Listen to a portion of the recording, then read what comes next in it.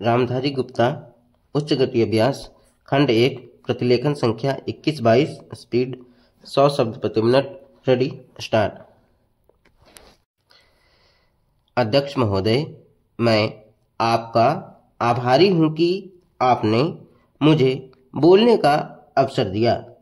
इस देश के वर्तमान भारी संकट के समय में और विशेष रूप से उस समय जबकि हम लड़ाई से अभी निवृत्त हुए हैं और आकाश में लड़ाई के बादल दूसरी तरफ से आने शुरू हुए हैं।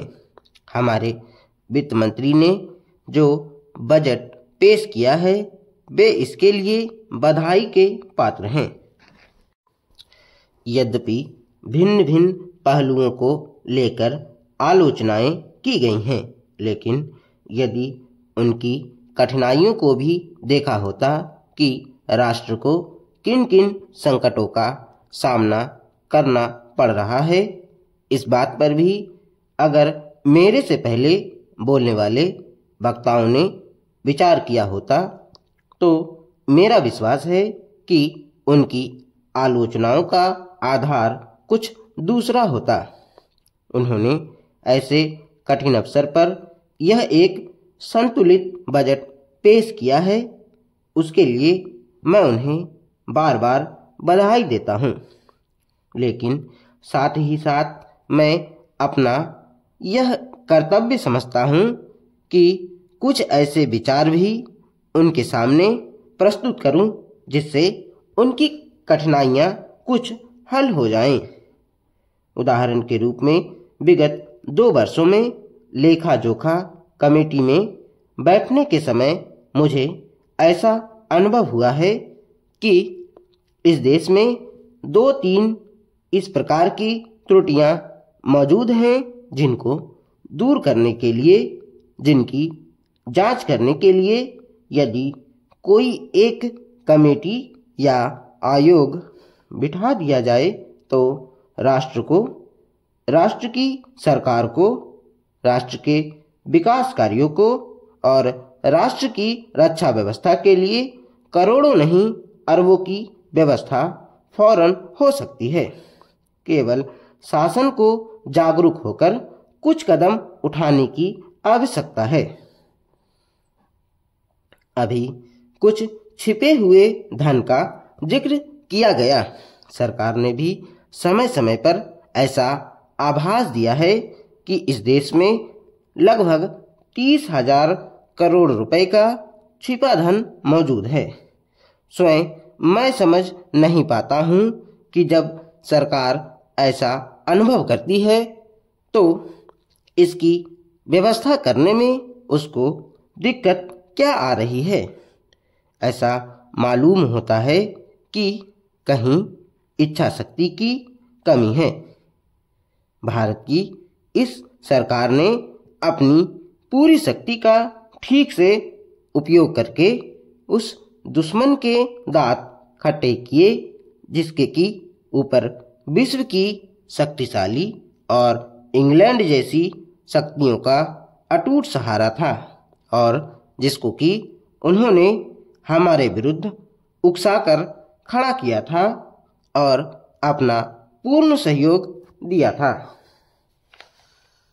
अध्यक्ष महोदय, मानव संसाधन विकास मंत्रालय की मांगों के संबंध में बोलने के लिए मैं खड़ा हुआ हूं।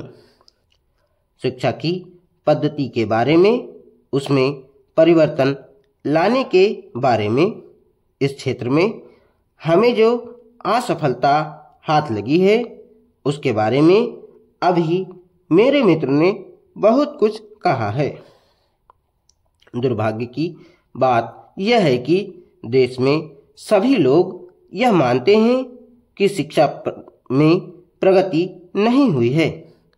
शिक्षा पद्धति में आमूलचूल परिवर्तन नहीं हुए हैं, लेकिन फिर भी इस दिशा में कुछ किया नहीं जाता है।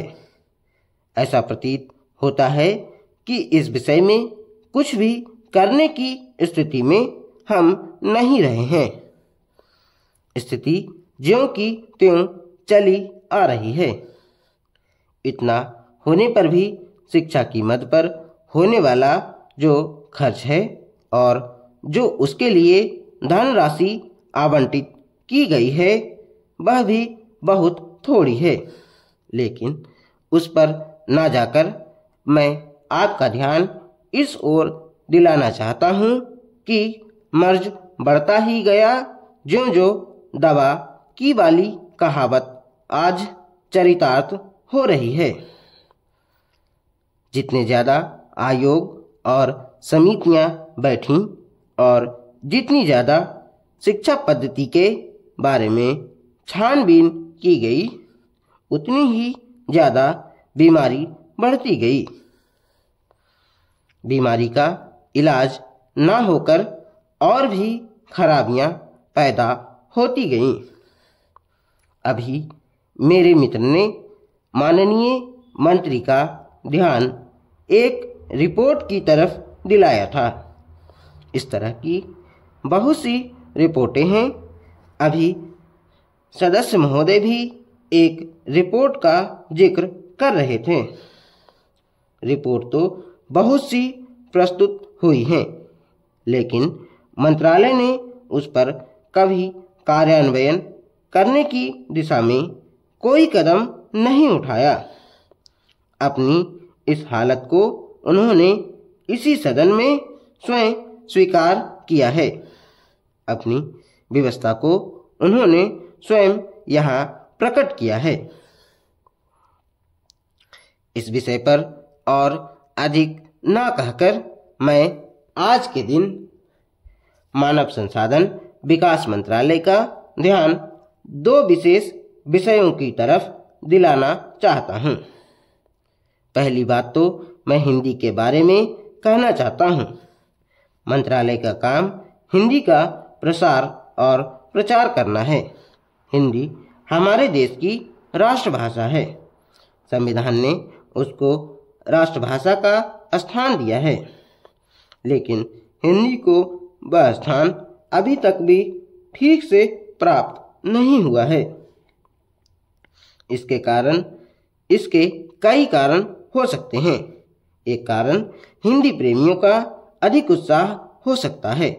दूसरा, दलगत राजनीति से प्रभावित होकर राजनेताओं का भाषा के बारे में अपनाया गया दृष्टिकोण हो सकता है।